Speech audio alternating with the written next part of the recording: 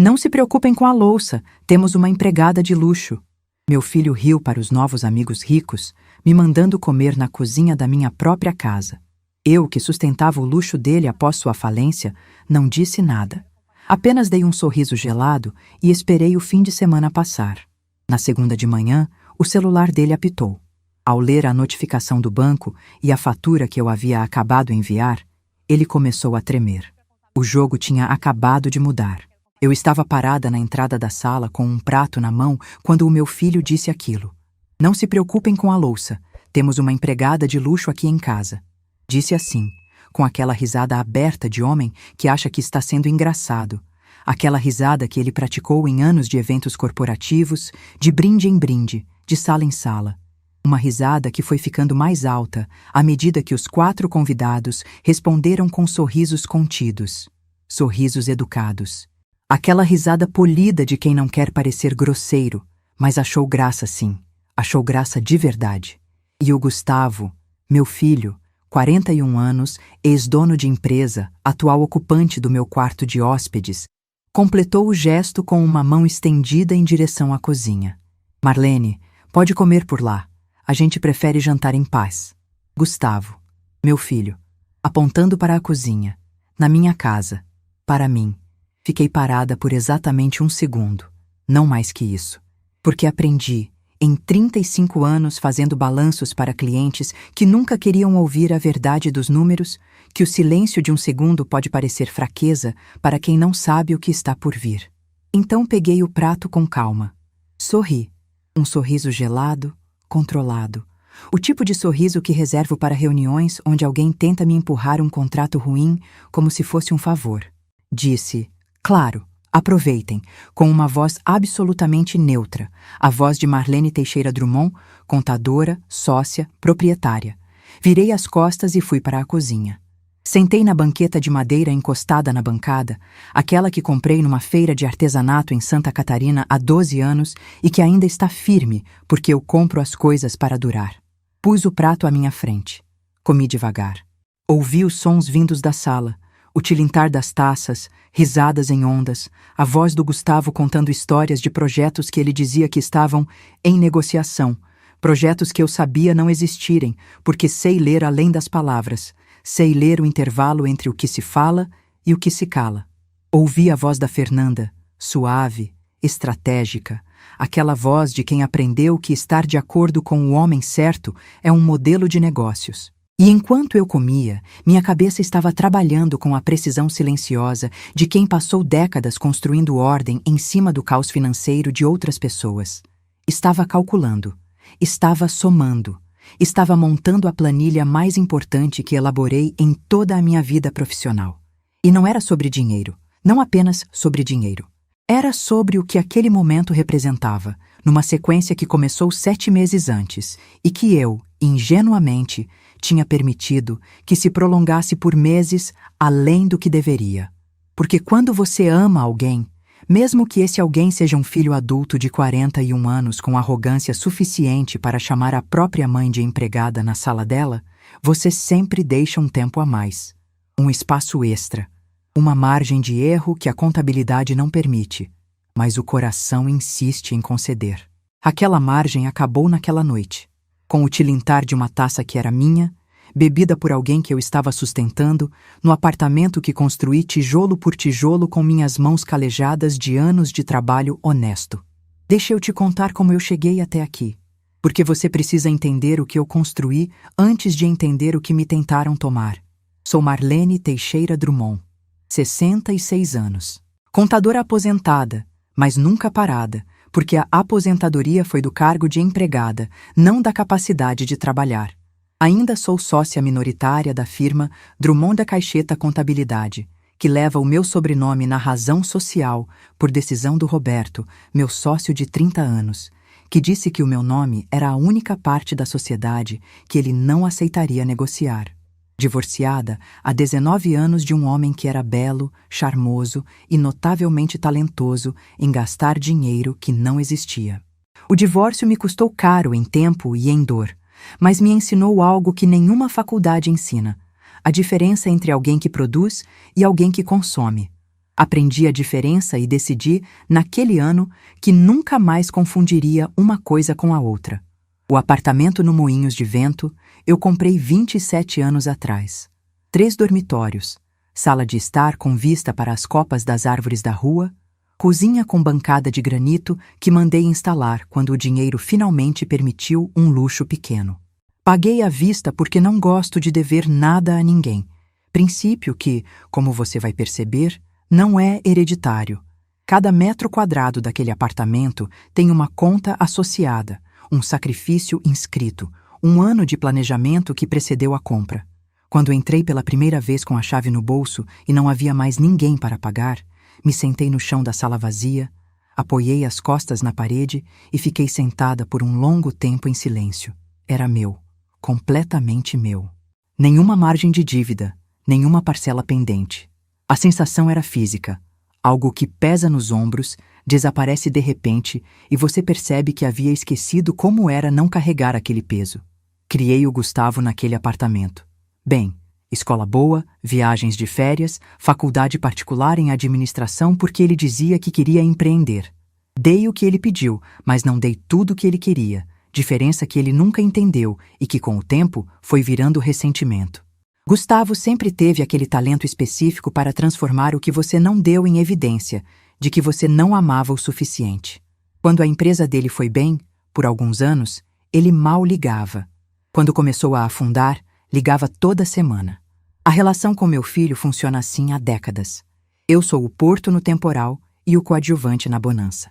Aprendi a viver com isso, da mesma forma que se aprende a viver com qualquer condição climática imutável, com roupas adequadas e rotas de saída planejadas. Gustavo chegou na minha porta 7 meses antes do jantar daquela sexta-feira.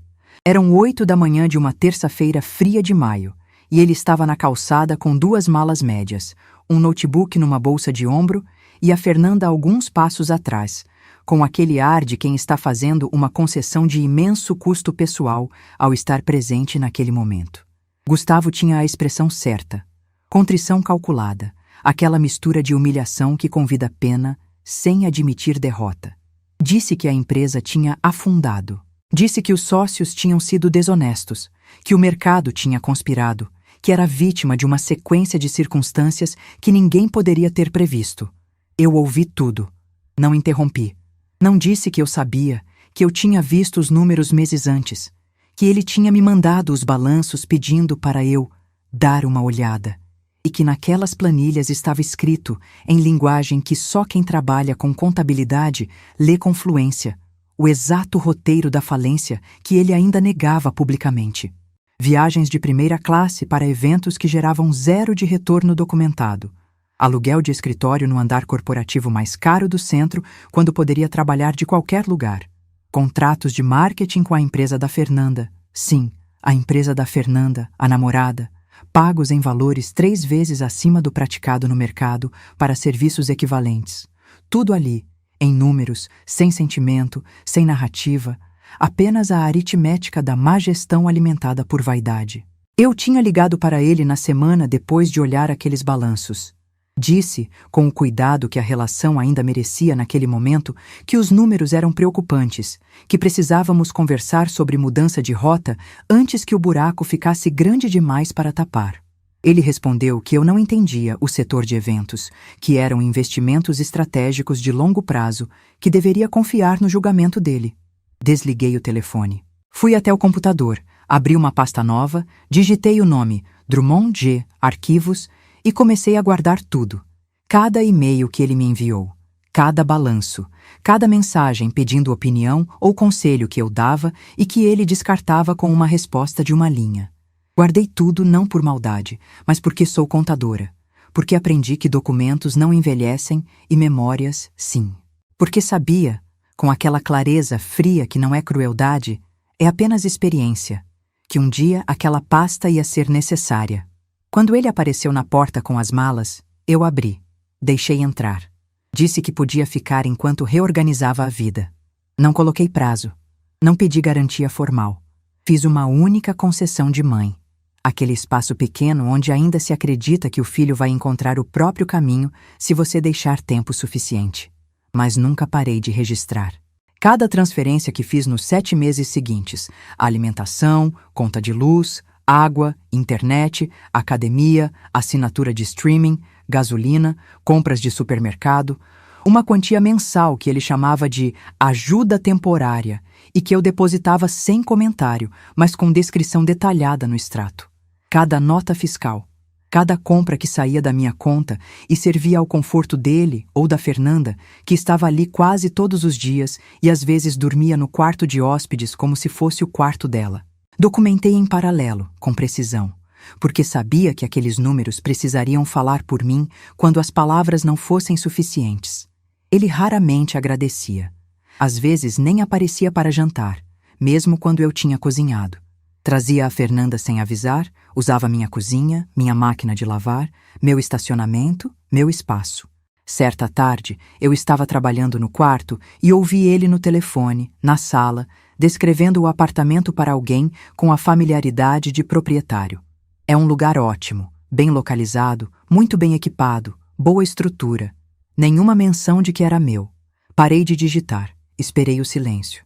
E depois voltei ao trabalho, porque aquilo não era ainda o momento. Eu sabia, com a intuição de quem aprendeu a aguardar o timing certo em negociações, que meu filho só cometeria um erro fatal quando se sentisse completamente seguro. Completamente impune. Estava esperando esse momento com a paciência que só os anos ensinam. E então chegou a sexta-feira do jantar. 4 convidados que eu nunca tinha visto. 2 casais jovens, roupas caras, aquele ar de quem cresceu em apartamento de alto padrão e nunca precisou calcular quanto custa 1 quilo de carne bom. O Gustavo tinha chegado na quinta-feira à noite dizendo que ia ter uns amigos para jantar no sábado, não pedindo, informando, da mesma forma que se informa ao serviço de quarto. Passei a sexta-feira inteira cozinhando. Entrada, prato principal, sobremesa. Arrumei a mesa com a toalha bordada que guardo para ocasiões especiais, aquela que a minha mãe me deu quando me casei e que sobreviveu ao casamento e a tudo que veio depois. Coloquei as taças boas, dobrei os guardanapos, me arrumei, coloquei uma blusa bonita, me preparei para uma noite agradável. E então ele disse aquilo: "Não se preocupem com a louça, temos uma empregada de luxo aqui em casa." Sorri, peguei meu prato, fui para a cozinha. Comi sentada na banqueta, ouvindo os sons da sala. E enquanto comia, minha cabeça estava trabalhando com a precisão silenciosa de quem já sabe exatamente o que vai fazer na manhã seguinte. Na manhã seguinte era segunda-feira. E na segunda-feira eu ia mandar a conta. Não era raiva, era aritmética. E eu sempre fui muito boa em aritmética. Antes de te contar o que aconteceu na segunda-feira de manhã, me diz uma coisa. Se fosse você sentada naquela cozinha, você teria feito o mesmo que eu fiz? Comenta aqui embaixo. Depois volta, porque o que aconteceu quando o celular dele apitou, eu preciso que você veja. Você quer saber o que eu fiz no domingo antes da segunda-feira? Deixa eu te contar. Não dormi bem no sábado à noite. Não foi insônia de angústia, não foi aquela virada de madrugada de quem está sofrendo. Foi a insônia de quem está com a mente ocupada demais para descansar, aquela agitação de resolução, de chegada. Me levantei às 5h30 da manhã, fui até a cozinha, fiz café no modo que só faço quando preciso pensar com clareza, coado na hora, forte, sem açúcar. Me sentei à mesa da sala com o notebook aberto e a pasta Drummond G, Arquivos, aberta na tela. Liguei para o Roberto às 8 da manhã. Ele atendeu no segundo toque, o que significa que já estava acordado faz tempo, porque o Roberto é assim. Acorda cedo, trabalha devagar, não desperdiça nenhum minuto e nunca desperdiça nenhuma palavra. Contei o que tinha acontecido no jantar. Descrevi a cena. Ouvi o silêncio do outro lado da linha por alguns segundos. O silêncio do Roberto não é vazio, é processamento. Depois ele disse, com aquela voz pausada que eu conheço há 3 décadas, a voz de quem está escolhendo cada sílaba antes de colocá-la no ar. Marlene, você tem tudo documentado? Respondi que sim. Outro silêncio. Então é hora. 2 palavras. Mas com o Roberto, 2 palavras certas valem mais do que qualquer discurso. Passamos o domingo trabalhando por videoconferência. Ele na casa dele, eu na minha sala, com os papéis espalhados na mesa. Roberto puxou os registros que eu tinha enviado ao longo dos meses, eu organizei os extratos por data e categoria. Juntos, montamos uma planilha com 7 meses completos de despesas integralmente custeadas por mim em benefício direto do Gustavo. Alimentação estimada, com base em compras de supermercado documentadas, despesas fixas do apartamento calculadas proporcionalmente pela presença dele, transferências diretas que eu tinha feito, compras específicas que incluíam itens exclusivamente para uso dele ou da Fernanda. Tudo com data, valor exato e descrição. Tudo rastreável nos extratos que eu tinha guardado mês a mês. O total, quando Roberto fechou a planilha e rodou a soma, foi R$ 47.380. Fiquei olhando para o número na tela por um momento. Não fiquei triste. Não fiquei com raiva. Fiquei com aquela sensação específica que conheço de longos anos de auditoria. A sensação de ver a realidade nua, sem o verniz das histórias que as pessoas constroem para não precisar encarar os números. R$ 47.380. 7 meses. O custo de ter um filho adulto morando à custa da mãe enquanto a chamava de empregada no próprio jantar. Às 4 da tarde, Roberto me conectou com a Isadora por videochamada. A Isadora é advogada tributarista, 38 anos, filha da minha amiga Beatriz, que faleceu 4 anos atrás de uma doença que foi rápida demais para ser justa. Ajudei a pagar parte da faculdade da Isadora quando a Beatriz ficou doente e as coisas apertaram. A Isadora sabe disso e me trata como segunda mãe, o que eu aceito com o cuidado de quem não quer ser peso, mas tampouco quer recusar o afeto genuíno. Ela entrou na chamada, ouviu o que eu tinha, assistiu Roberto apresentar a planilha e ficou quieta por um momento com aquele olhar que ela herda da mãe. O olhar de quem está organizando os fatos antes de falar qualquer coisa. Tia Marlene, ela disse com cuidado, isso aqui é suficiente para uma ação de cobrança por enriquecimento sem causa. Valores, datas, documentação paralela. Se ele tiver assinado qualquer coisa, mensagem, e-mail, qualquer registro onde reconheça a dívida ou prometa devolver, isso vira dívida civil reconhecida de imediato. Abri a pasta no computador, rolei até a seção de e-mails salvos. Encontrei o que eu sabia que estava lá desde que arquivei no 2º mês da chegada do Gustavo.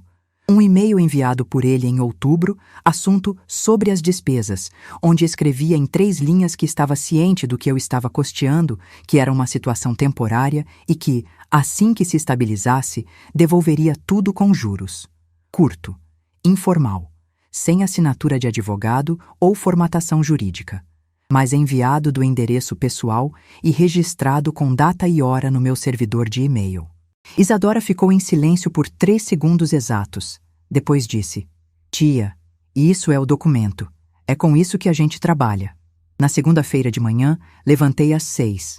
Me vesti com cuidado, calça de alfaiataria cinza, blusa clara, os sapatos fechados que uso para reuniões. Me olhei no espelho antes de sair do quarto e reconheci a mulher que estava olhando de volta.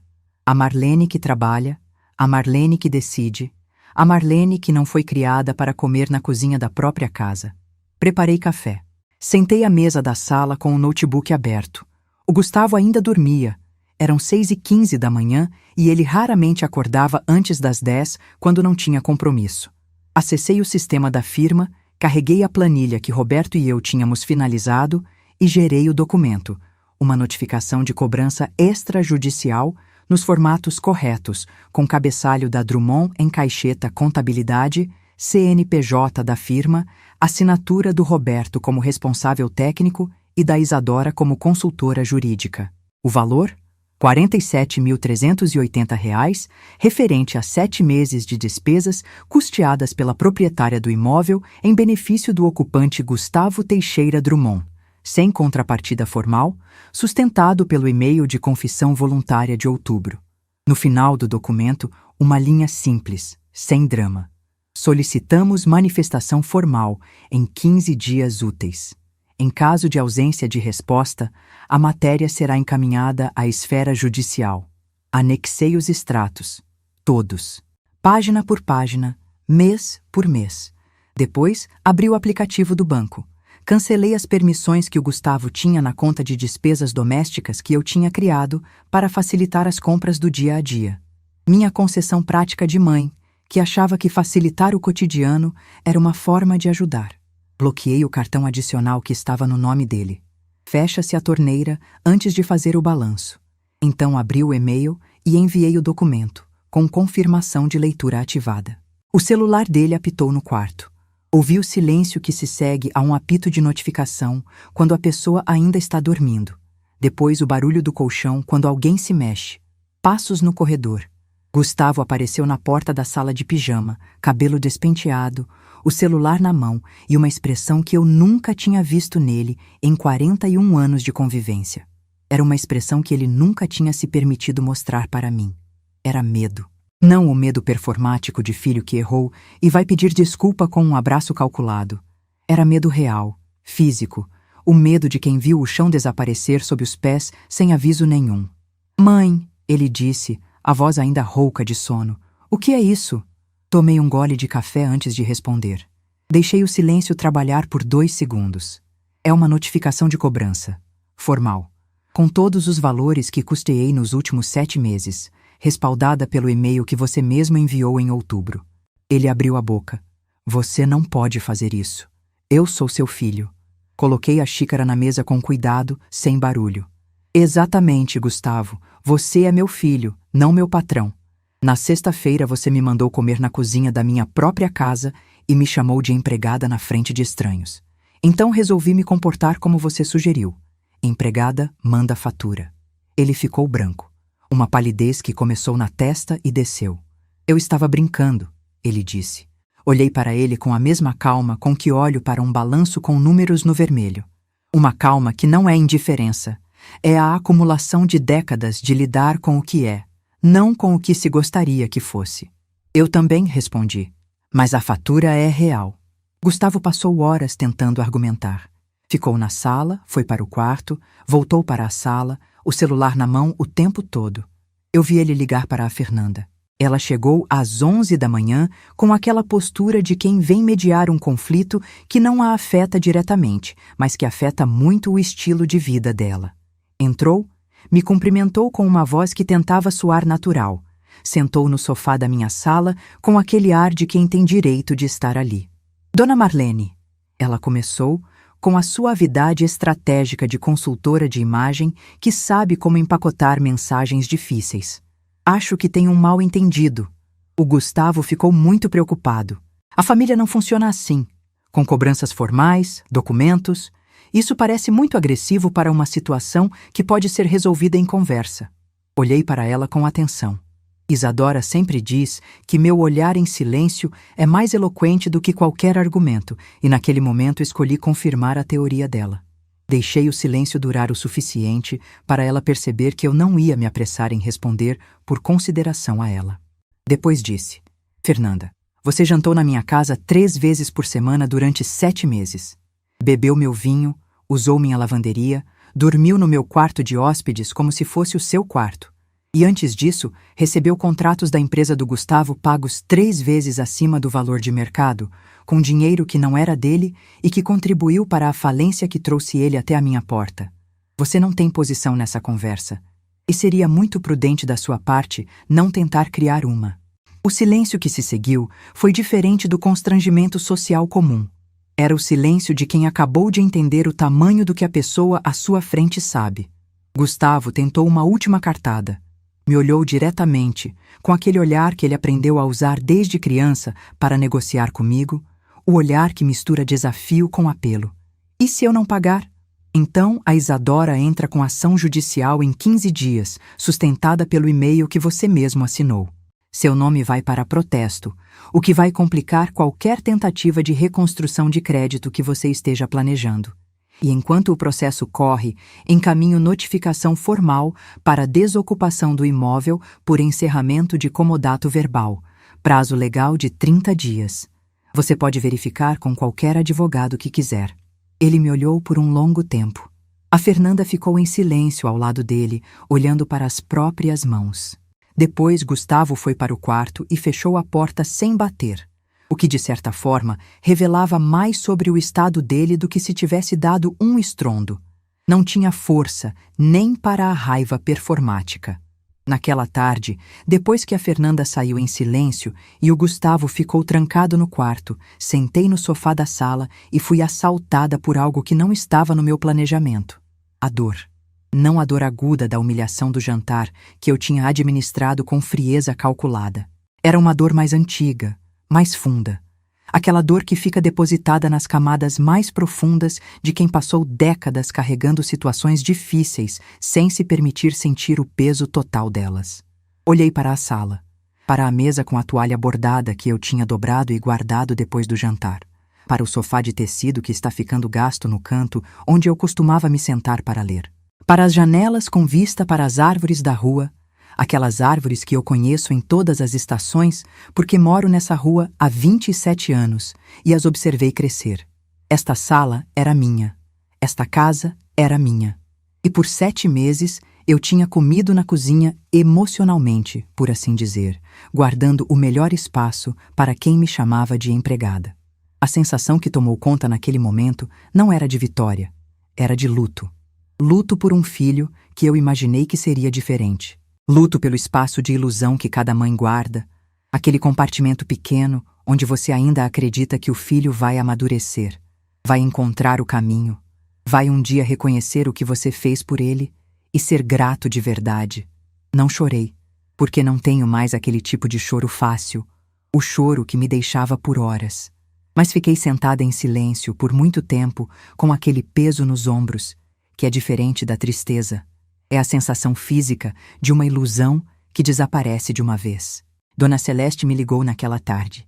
Ela tinha visto a movimentação de carros em frente ao prédio, o ir e vir da Fernanda, o Gustavo descendo 2 vezes para fumar na calçada com cara fechada. Marlene, está acontecendo alguma coisa? Contei brevemente. Ela ficou em silêncio por um momento. Depois disse com aquela voz firme de ex-diretora de escola que dirigiu por 20 anos uma instituição pública de Porto Alegre e que nunca aprendeu a dourar a realidade para não assustar os outros. Esse menino sempre foi arrogante. Desde os 12 anos, eu via ele na calçada, aquele jeito de andar que diz que o mundo foi feito para ele. Você fez certo, Marlene. Fez mais do que certo. Aquelas palavras simples me atingiram de um jeito que não esperava. Não chorei, mas precisei sentar mais fundo no sofá e fechar os olhos por um momento. Porque às vezes a validação mais necessária não vem dos documentos, nem das planilhas, nem dos processos. Vem de alguém que te conhece há décadas, que te viu criar o filho, te viu trabalhar, te viu envelhecer com dignidade, dizendo que você fez certo. Fiz certo. Guardei aquelas palavras como se guarda algo valioso, com cuidado, no lugar certo, para quando precisar. Nos dias seguintes, aprendi o que é o silêncio dentro de uma casa ocupada por alguém que não te fala. Gustavo saía cedinho, voltava tarde, passava pela sala sem me olhar. A Fernanda parou de aparecer. A tensão tinha aquele sabor específico de coisa que está chegando ao fim, aquela vibração de ar carregado antes de tempestade que ainda não se decidiu a cair. Mas eu não me deixei consumir por aquela tensão. Acordava cedo, fazia café, trabalhava na mesa da sala com o notebook, atendia clientes da firma por videochamada, trocava mensagens com o Roberto sobre a expansão que tínhamos conversado há meses e que eu estava, pela primeira vez em anos, com energia e clareza mental para avançar. Comia na hora certa, dormia bem, caminhava de manhã com a Dona Celeste às 7 horas pelo quarteirão. E fui percebendo, com alguma surpresa, que a casa estava ficando mais leve. Não porque o problema tinha sumido, mas porque eu tinha parado de me adaptar ao problema. Tinha parado de me encolher, de modular minha presença para não incomodar alguém que vivia do meu dinheiro no meu apartamento. Aquilo era minha casa. Eu comia na sala. Usava as taças boas quando queria. Colocava música quando trabalhava. Não pedia licença para ocupar meu próprio espaço. A reconstrução começa assim. Não com um evento dramático. Começa com a decisão de parar de se fazer pequena nos próprios espaços. Foi na quarta-feira daquela semana, enquanto eu trabalhava na mesa da sala, que ouvi o Gustavo no quarto ao telefone. A porta estava apenas encostada e a voz dele chegava em fragmentos, o suficiente para eu entender o contorno do que estava sendo dito, mesmo sem ouvir cada palavra. Ele falava com alguém sobre o apartamento, sobre a situação com a velha, que era eu naturalmente. sobre o prazo de 30 dias, sobre um documento que ela arrumou com os advogados. E então ele disse uma coisa que mudou o tom de tudo. Precisamos ver o que está no nome dela antes de isso ir para a justiça. O Roberto sabe de tudo. Se a gente conseguir o que precisa do escritório antes do prazo... Não ouvi o resto porque ele abaixou a voz. Mas o que ouvi foi o suficiente. Roberto, meu sócio, meu amigo de 30 anos. Por que o nome do Roberto estava naquele telefonema? Aquele fio puxado de dentro de mim, uma sensação que não era medo, porque já passei da época em que tenho medo antes de ter fatos. Era a sensação de caçador que ouve um galho quebrar no lugar errado dentro da mata fechada. Atenção. Foco. Algo está se movendo que eu não vi ainda. Fechei o notebook com cuidado, sem barulho, e fui até a cozinha preparar mais café. Precisava pensar. Aquela noite eu não dormi bem de novo. Mas diferente da insônia de resolução de antes, essa era a insônia de quem está com um fragmento de informação que não encaixa e que não para de virar na cabeça procurando onde se encaixa. O Roberto sabe de tudo. Se a gente conseguir o que precisa do escritório antes do prazo. Antes do prazo. 15 dias úteis era o prazo da notificação extrajudicial que eu tinha enviado. E o escritório era a firma, Drummond & Caixeta, onde estão os registros de todos os meus ativos, todas as minhas aplicações, todas as estruturas contábeis que Roberto e eu construímos juntos ao longo de 3 décadas. Levantei às 5 da manhã, fiz café e abri o computador. Primeiro verifiquei meus acessos ao sistema da firma. Tudo normal, tudo na ordem que eu deixei. Depois, verifiquei os arquivos que tinha compartilhado com o Roberto nos últimos meses, os documentos da planilha da cobrança, as conversas que tínhamos tido por e-mail, e então abri a última mensagem que o Roberto me tinha enviado, de domingo, depois de fecharmos o documento. Uma mensagem técnica, objetiva, sobre os próximos passos. Nada de errado ali. Mas o fragmento da conversa do Gustavo não saía da cabeça. Resolvi não agir por suspeita. Sou contadora, não trabalho com suspeita, trabalho com evidência. Então decidi observar antes de perguntar qualquer coisa. Coloquei um alerta nas minhas contas para qualquer movimentação fora do padrão. Verifiquei o status dos meus investimentos um por um. Revisei os poderes de acesso que terceiros tinham em qualquer coisa ligada ao meu CPF. E foi nessa revisão que encontrei algo que não devia estar lá. Na firma, havia um acesso de consulta cadastrado há 3 semanas, sob um login auxiliar que Roberto usa para delegar tarefas a estagiários.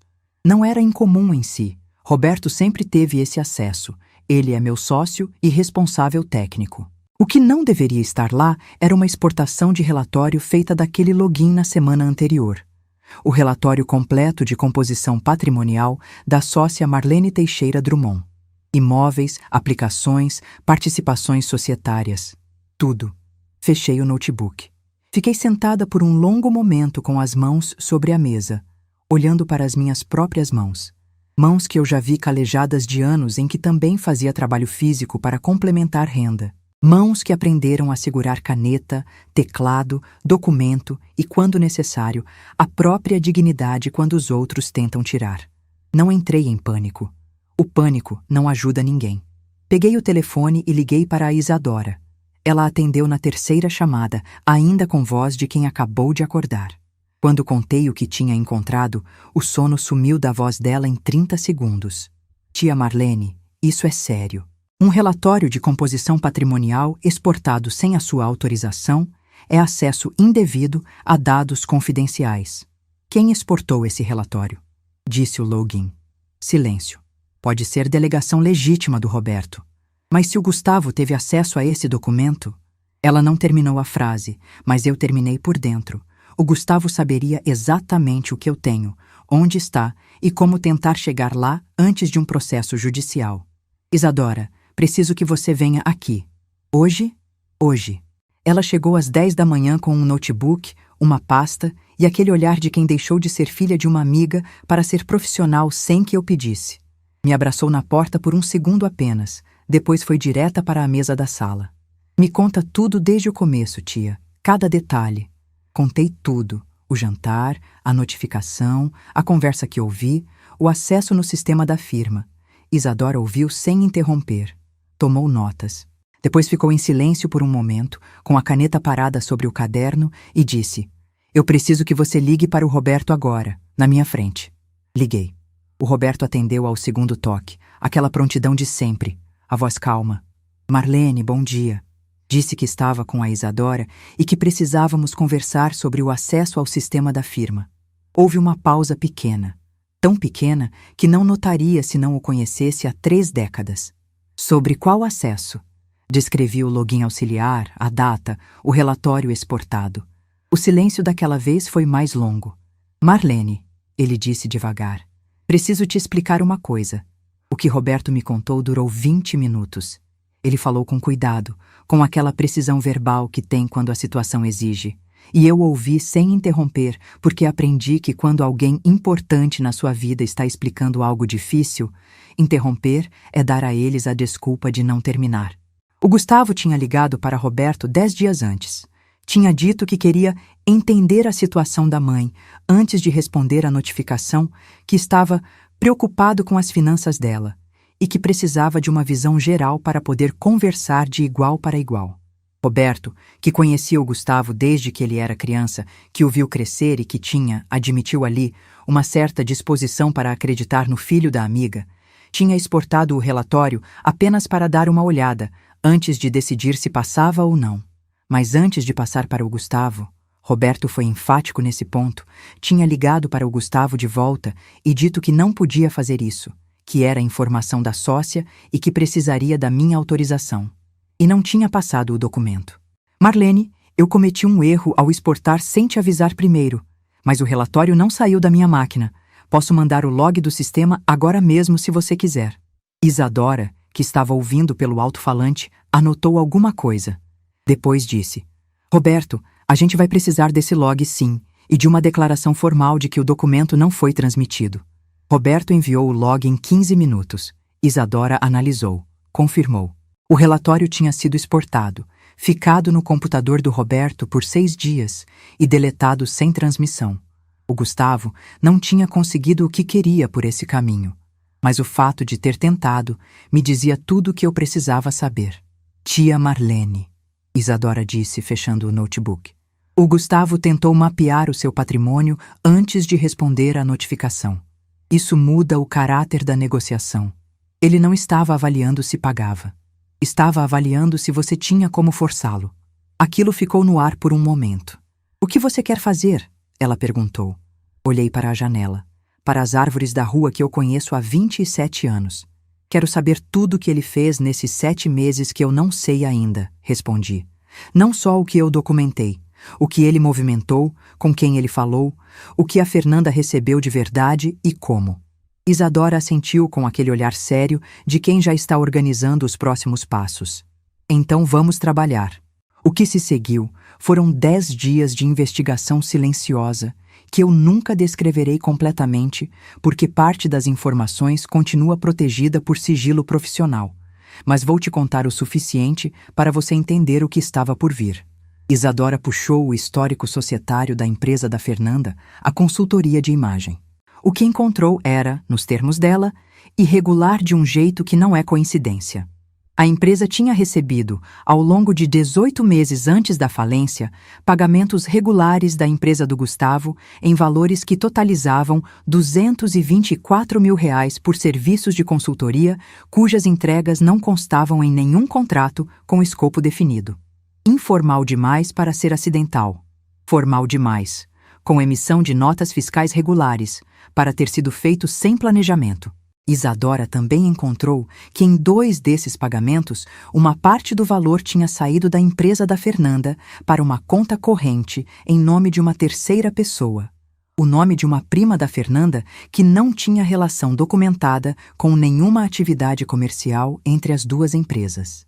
Tia Marlene, Isadora me disse numa tarde, com o tom cuidadoso que usa quando a informação é delicada, o que você tem aqui é um padrão de drenagem financeira com intermediária. Não é minha área específica, mas eu tenho um colega que atua nesse campo que vai querer ver isso.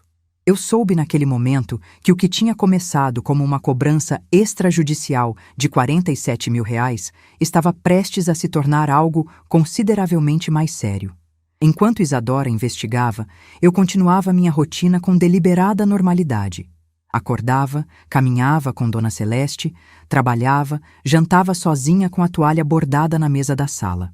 O Gustavo tinha adotado uma política de evitação total. Mal aparecia, chegava tarde, saía cedo. A Fernanda não vinha mais. Dona Celeste, nas caminhadas matinais, me contou coisas que eu não sabia. Que na semana depois do jantar, tinha visto Gustavo na calçada ao telefone várias vezes em horários que ela chamou de estranhos para telefonemas normais. Tarde da noite, cedo da manhã. Que uma vez tinha escutado ele dizer o nome de um advogado, alguém que ela não conhecia, com o tom de quem está sendo instruído. Marlene, aquele menino está se preparando para alguma coisa. Não sei o quê, mas não é conversa de quem vai embora de mala e bala. Eu sei, eu disse, mas a preparação dele vai chegar tarde. Ela me olhou com aquele olhar de ex-diretora que já viu muita coisa se resolver de formas que ninguém esperava.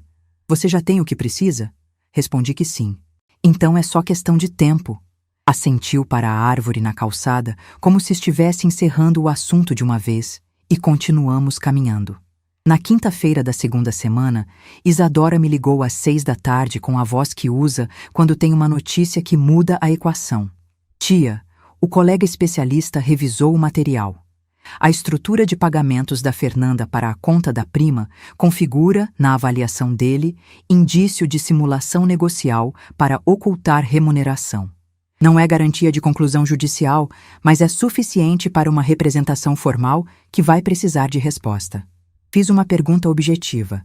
Isso afeta a negociação da dívida do Gustavo comigo? Isadora ficou quieta por um momento. Afeta o poder de barganha dele, tia, bastante. Com isso em mãos, enviei uma mensagem para o Gustavo. Curta, objetiva, no tom de comunicado profissional que adotei desde a segunda-feira da notificação. Gustavo, preciso que você, a Fernanda e o advogado de vocês venham ao apartamento na próxima terça-feira, às 18 horas. Tenho informações que precisam ser discutidas presencialmente antes do encerramento do prazo da notificação. A Isadora estará presente. A resposta veio em 40 minutos. Ok. Uma palavra. Sem questionamento, sem negociação de data. O que me disse que ele sabia que não tinha como recusar. Na semana que faltava para a terça-feira, preparei cada detalhe do que ia acontecer naquela sala com a mesma precisão com que Marlene Teixeira Drummond prepara qualquer auditoria importante. Não com raiva, com método. Na manhã da terça-feira, acordei às 5h30 mais uma vez. Fiz café, abri o notebook, revisei pela última vez cada documento da pasta, cada número, cada data. Não porque precisasse revisar. Eu sabia aqueles números de memória.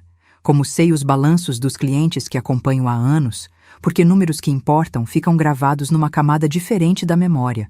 Mas porque a revisão era um ritual. A última verificação antes de executar.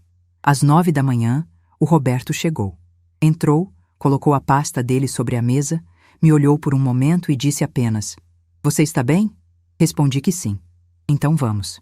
Abrimos os documentos lado a lado, fizemos a última conferência cruzada, confirmamos que cada anexo estava na ordem certa, cada valor estava referenciado ao extrato correspondente. Às 10, chegou a Isadora com uma pasta grossa e um cartão de visitas do colega especialista na área que tinha revisado o material da Fernanda, caso fosse necessário apresentá-lo. Ela me abraçou na porta e disse em voz baixa: "A gente tem tudo, tia. Tudo. Não precisava de mais." Arrumei a sala com cuidado. Não com a pressa de quem recebe hóspedes, mas com a deliberação de quem está preparando um espaço de trabalho. A mesa estava limpa. Sobre ela, eu coloquei 3 pastas organizadas por tema, uma pequena garrafa de água e copos, porque até no confronto eu sou anfitriona. A toalha bordada não estava. Aquela ficava para os jantares onde a mesa era de prazer. Esse era outro tipo de mesa. Às 17h50, ouvi o interfone. Gustavo entrou primeiro. De terno escuro, cabelo penteado, aquela postura de homem de negócios que ele adota quando quer parecer mais do que é. Postura que aprendi a reconhecer quando ele tinha 16 anos e queria convencer que tinha feito a lição de casa quando não tinha. Atrás dele, a Fernanda, com um blazer bem cortado e aquele ar de ter se preparado para alguma batalha cujos contornos ela não dominava completamente. E por último, um homem que eu não conhecia, 50 e poucos anos, pasta de couro, o ar desconfiado de advogado que foi contratado às pressas para uma situação que não entende completamente. Boa noite, Gustavo, Fernanda. Virei para o advogado. Doutor, obrigada por vir. Podem sentar. Sentaram. Gustavo olhou para Roberto, depois para Isadora, depois para mim. Sua expressão tentava manter a neutralidade de quem não quer demonstrar nervosismo, mas eu conheço meu filho. O ângulo dos ombros, a linha da mandíbula. Ele estava tenso. Muito. Vou ser direta, comecei, porque todos nós temos tempo limitado e porque eu respeito as pessoas suficientemente para não rodeios. Abri a primeira pasta. Este é o documento que o Gustavo já recebeu. A notificação extrajudicial de R$ 47.380, referente a 7 meses de despesas custeadas por mim.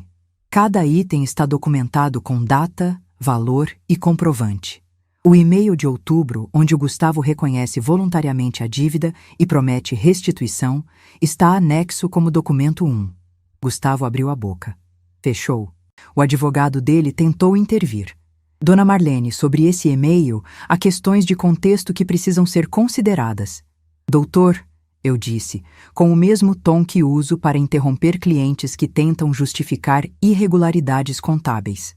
O e-mail foi enviado do endereço pessoal do Gustavo, com data e hora registradas no servidor, e reconhece explicitamente as despesas e a intenção de restituição. Não há contexto que altere esses elementos. A Isadora pode detalhar a fundamentação jurídica se necessário. Isadora assentiu sem falar, o que era mais eloquente do que qualquer discurso. Peguei a segunda pasta. Este é o material adicional que surgiu no curso da preparação para esta reunião. Coloquei sobre a mesa os documentos que Isadora e o colega dela tinham compilado. Apresentei cada item com a precisão de uma leitura de balanço, sem emoção, sem dramatismo, apenas fato, data, valor, implicação. Os pagamentos da empresa do Gustavo para a empresa da Fernanda, R$ 224 mil ao longo de 18 meses, por serviços sem escopo definido em contrato. As transferências subsequentes da empresa da Fernanda para a conta da prima, em parcelas que somavam R$ 136 mil. O parecer preliminar do especialista indicando padrão consistente, com simulação negocial para ocultação de remuneração. Enquanto eu falava, a Fernanda foi ficando cada vez mais quieta. A postura de blazer bem cortado foi desaparecendo. Ela ficou menor na cadeira, com as mãos juntas na frente. Aquele encolhimento involuntário de quem percebe que o chão está cedendo. Gustavo tentou reagir. Isso é especulação. Você não tem como provar. Gustavo, Roberto disse pela primeira vez, com aquela voz pausada que corta sem elevar o tom. Eu conheço os números dessa firma há 30 anos. E conheço o padrão de simulação quando vejo. Deixa a sua mãe terminar. Gustavo ficou em silêncio. A autoridade do Roberto sobre ele ainda funcionava, mesmo depois de tudo. O peso dos homens mais velhos que o respeitaram nos anos em que ainda era uma promessa. Continuei. A relevância disso para esta reunião é a seguinte. O dinheiro que pagou a Fernanda, que fluiu parcialmente para terceiros por canais que não configuram prestação de serviço legítima, veio em parte de recursos que o Gustavo obteve em empréstimos sobre os quais ele me omitiu a existência quando me pediu para avaliar os balanços. Parte desse dinheiro, portanto, saiu do buraco que ele pediu a minha ajuda para tapar. Eu financiei, indiretamente, a estrutura que o levou à falência. Pausa. Quero que todos neste lugar entendam o que essa linha significa. O advogado do Gustavo estava tomando notas com urgência. Agora, eu disse, abrindo a terceira pasta, chegamos à parte da reunião que o doutor vai querer registrar com atenção. Isadora colocou sobre a mesa um documento novo. Um termo de confissão de dívida, formatado nos padrões corretos, com reconhecimento por cartório, com cláusula de execução imediata em caso de inadimplência, e com um valor atualizado. Não apenas os R$ 47.380 da notificação original, mas esse valor corrigido pela taxa Selic do período de 7 meses, acrescido de honorários de consultoria jurídica da Isadora. Total, R$ 53.740. O Gustavo vai assinar esse documento hoje, na presença das testemunhas aqui reunidas, com reconhecimento em cartório até sexta-feira. O pagamento será em 12 parcelas mensais, com juros de 1% ao mês sobre o saldo devedor, começando em 30 dias. O advogado do Gustavo se inclinou para ele e começou a falar em voz baixa. Gustavo ouviu, olhou para mim, ouviu mais, olhou para os documentos sobre a mesa. A Fernanda não disse uma palavra. Dona Marlene, o advogado disse, meu cliente precisa de tempo para avaliar. Doutor, o prazo da notificação extrajudicial vence em 3 dias úteis. Se esse documento não for assinado hoje, a ação judicial será protocolada na sexta-feira pela manhã. E o material sobre a empresa da Fernanda será encaminhado simultaneamente ao órgão competente para avaliação dos indícios de simulação negocial. Olhei diretamente para a Fernanda pela primeira vez desde que ela sentou. Fernanda, você tem uma empresa ativa, uma marca pessoal que é o seu sustento. Isadora pode te explicar melhor do que eu as implicações de uma investigação formal nesse contexto. A Fernanda levantou os olhos para mim pela primeira vez. Não com raiva, com aquele olhar de quem percebeu, tarde demais, que estava no lado errado de uma mesa construída por alguém que entende de números muito melhor do que ela. Gustavo, ela disse, a voz baixa mas firme. Assina. Ele me olhou por um longo momento. Em 41 anos de convivência, eu aprendi cada expressão do meu filho. Aprendi a expressão da criança que quer algo e não quer pedir diretamente. Aprendi a expressão do adolescente que aprendeu a manipular. Aprendi a expressão do adulto que construiu uma armadura de arrogância para não precisar mostrar que tem medo. E aprendi, naquela noite, uma expressão que eu não tinha visto antes. A expressão de quem percebe, com a clareza brutal que só a derrota produz, que a pessoa à sua frente nunca foi o que ele imaginou que era. Ele imaginou uma mãe. Encontrou a contadora. Pegou a caneta, assinou. Roberto assinou como testemunha. Isadora assinou como consultora jurídica. O advogado do Gustavo assinou como representante. Ótimo, eu disse, com o mesmo tom que uso para encerrar uma reunião de trabalho bem-sucedida. A cópia original fica com a Isadora. As cópias para vocês estão aqui. Entreguei os envelopes selados. Doutor, a Isadora vai entrar em contato sobre a logística do reconhecimento em cartório. Gustavo, Fernanda, obrigada por virem. Me levantei. Fui até a janela e fiquei olhando para a rua, as costas para eles, enquanto eles juntavam os pertences e saíam. Ouvi o barulho das cadeiras, os passos, a voz baixa do advogado dando alguma instrução, a porta abrindo. Antes de fechar, Gustavo parou. Eu não me virei. Você é fria, mãe, ele disse. Esperei 3 segundos antes de responder, ainda de costas para ele. Não, filho. Sou contadora. São coisas parecidas, mas não são iguais. A porta fechou. Fiquei um momento olhando para a rua, para as árvores, para a calçada onde meu filho tinha fumado com cara fechada enquanto planejava o que ia fazer e não conseguiu. Para a cidade que eu habito há décadas, que nunca me deve nada, mas que eu ajudei a construir um pouco, com as notas fiscais que eu conferi, com os balanços que eu fechei, com as empresas que eu ajudei a ficar no azul. Roberto colocou a mão no meu ombro por 1 segundo. Não disse nada. Não precisou. Isadora veio abraçar. Acabou, tia Marlene. Fiz que sim com a cabeça. Mas não era exatamente isso. Não tinha acabado. Tinha sido concluído. Que é diferente. Acabar implica que algo se desfez. Concluir é quando você fecha o balanço, bate os números, arquiva a pasta e vai para a próxima página do caderno. E eu tinha muitas páginas pela frente. Se você chegou até aqui, obrigada por ter ficado. Comenta embaixo. Você teria assinado aquele termo? Ou teria tentado uma última saída? Porque o que aconteceu depois, e onde estou hoje, ainda precisa ser contado. Gustavo se mudou 3 semanas depois da reunião. Saiu com as mesmas 2 malas médias que tinha chegado, acrescidas de algumas caixas que a Fernanda ajudou a carregar sem adentrar o apartamento, ficando no corredor do prédio com aquele ar de quem prefere não revisitar o espaço de uma derrota. Ele não pediu ajuda. Não pediu nada. Desceu os andares no elevador com as caixas, carregou o carro e voltou uma última vez para pegar a bolsa do notebook. Foi nessa última subida que ele parou na porta da sala por um momento. Eu estava sentada no sofá com um livro, de óculos. Ele ficou me olhando sem entrar. Eu tirei os óculos e sustentei o olhar. Não havia mais nada performático naquele momento, nem da minha parte, nem da dele. Era apenas a clareza das coisas que chegaram ao fim de um ciclo. "Você está bem?" Ele perguntou. "Estou", respondi. "Você?" Ele não respondeu. Assentiu uma vez, uma daquelas afirmações masculinas que evitam a palavra, e saiu. Fechei o livro. Fui até a janela, assisti o carro sair pela rua entre as copas das árvores, sumir na esquina, desaparecer no tráfego da tarde de Porto Alegre. Não senti vitória naquele momento. Senti o peso limpo das coisas resolvidas. O termo de confissão de dívida foi reconhecido em cartório na sexta-feira, como combinado. A primeira parcela chegou no dia 15 do mês seguinte.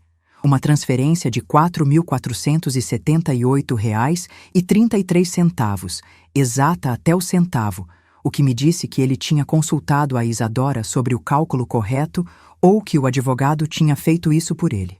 Recebi a notificação bancária, verifiquei, arquivei. Toda a parcela chegou no 15 desde então, sem atraso, sem mensagem. Apenas a transferência, que o sistema registra e que eu não preciso verificar manualmente porque tenho o alerta configurado. Às vezes, ele manda uma mensagem curta. "Oi, mãe", que eu respondo com igual economia de palavras. "Passou bem?"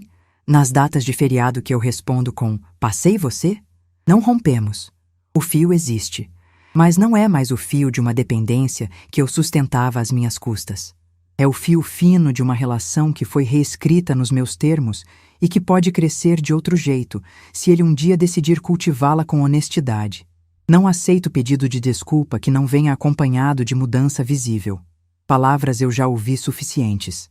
A investigação sobre a empresa da Fernanda seguiu seu curso formal, conduzida pelo colega da Isadora com os documentos levantados. Não é meu processo, não é minha batalha, não me cabe acompanhar cada detalhe. Isadora me atualiza quando há novidade relevante e eu ouço, registro e continuo com o meu trabalho. O que eu sei é que a Fernanda suspendeu temporariamente as atividades da consultoria e que o modelo de negócios que ela construiu ao redor do Gustavo não sobreviveu ao fim da relação com ele, o que não me surpreende. Estruturas construídas sobre conveniência raramente sobrevivem quando a conveniência desaparece.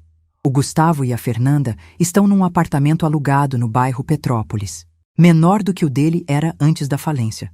Roberto tem notícias às vezes porque Porto Alegre é uma cidade de relações, de pessoas que se cruzam há décadas nos mesmos ambientes e porque o Roberto, diferente de mim, ainda tem um interesse benevolente no que se passa com o Gustavo. Ele está trabalhando como consultor freelance de eventos, projetos pequenos, nada do porte de antes. Está reconstruindo. Se está fazendo isso da forma correta, não sei. Espero que sim. Não por mim, por ele mesmo, porque é muito mais pesado carregar 40 anos de arrogância do que carregar 40 anos de trabalho honesto. E eu? A Roberto e eu abrimos a filial de consultoria digital da Drummond & Caixeta no mês passado. Foi ideia minha, surgida naquele período depois que o Gustavo saiu, e eu me vi com tempo, energia, clareza e um apetite por construção que não sentia com tanta força há anos. É uma filial pequena por enquanto, 2 consultores júniores e uma plataforma online, mas já temos clientes ativos e uma carteira que Roberto disse ser promissora com a linguagem cautelosa que ele usa quando na verdade está entusiasmado. Na semana em que fechamos o contrato da filial, ele me mandou uma mensagem. "Marlene, você é a única pessoa que conheço capaz de transformar uma briga de família em alavanca de negócio." Sorri, guardei o celular e voltei para os números. A Isadora janta aqui uma vez por mês. Ela insiste em trazer o vinho. Eu insisto em cozinhar, porque gosto de cozinhar quando escolho para quem e quando. Comemos na sala, com a toalha bordada na mesa, com as taças boas, conversando sobre trabalho e sobre a vida e sobre a Beatriz, a mãe dela, que eu ainda sinto falta de um jeito particular, aquele saudade de quem perdeu uma amiga que sabia seus números sem que você precisasse explicar. A Isadora herdou isso. É uma bênção. Dona Celeste e eu caminhamos toda manhã às 7, pelo quarteirão, e às vezes mais longe quando o tempo está bom. Ela conta histórias dos 22 anos que dirigiu a escola, histórias de alunos que voltaram para agradecer décadas depois, de professores que passaram pela instituição e foram para lugares que ela não esperava, de uma vida inteira dedicada à instituição pública com a tenacidade de quem sabe que o trabalho correto raramente tem plateia, mas sempre tem resultado. Às vezes rio até doer. Ela é a melhor companhia da minha semana. Não estou namorando. Não estou procurando. Estou pela primeira vez em muitos anos completamente satisfeita com a própria companhia. Descobri que há uma diferença entre solidão e solitude, e que passei boa parte da vida confundindo as duas. Solidão é a ausência que dói. Solitude é o espaço que você escolhe, que tem sabor próprio, que deixa a cabeça livre para pensar, para criar, para ser integralmente quem você é, sem negociar nada com ninguém. Tenho minha mesa. Tenho meu café. Tenho a janela com vista para as copas das árvores que cresceram junto comigo nessa rua. Tenho mãos que um dia foram mais calejadas do que são hoje, mas que ainda conhecem o trabalho, que ainda se movem com propósito, que construíram cada centímetro do espaço onde vivo. 35 anos fazendo balanços me ensinaram uma coisa que vale mais do que qualquer fórmula financeira, mais do que qualquer planilha, mais do que a soma de todos os números que passei por entre os dedos nessas décadas. Toda a conta chega. Você pode adiar, pode fingir que os números não existem, pode gastar o que não é seu e chamar de emprestado aquilo que nunca vai devolver. Pode sentar à mesa de uma mãe, beber o vinho dela, comer a comida que ela fez com as próprias mãos e ainda apontar para ela e dizer que é a empregada. Mas no final do mês, o extrato não mente. E sempre haverá alguém que sabe ler extrato melhor do que você esperava. Dignidade não tem preço em reais, mas tem valor de balanço. É o ativo que permanece depois que tudo que era falso desaparece. É o que fica quando a fumaça da arrogância dos outros se dissipa. É o que você carrega nos ombros quando sai de uma sala onde acabou de virar os próprios números contra quem tentou te apagar. Eu saí daquela sala de costas. Virei para a janela antes de deixar ele sair. Não porque não tinha coragem de olhar, mas porque o que havia para ver, as árvores, a rua, a cidade construída por mãos que trabalham, era muito mais interessante do que a expressão de quem acabou de descobrir que a mãe que chamou de empregada era a sócia mais importante da própria vida. E ela acabou de se demitir. Se essa história tocou em algo que você já viveu ou que você viu alguém viver, compartilha. Não porque eu precise de palmas, mas porque tem alguém assistindo agora que está sentado na cozinha da própria casa e precisa saber que o extrato pode virar. Inscreve no canal e clica na próxima história que está aparecendo aí na tela. Ela está esperando por você.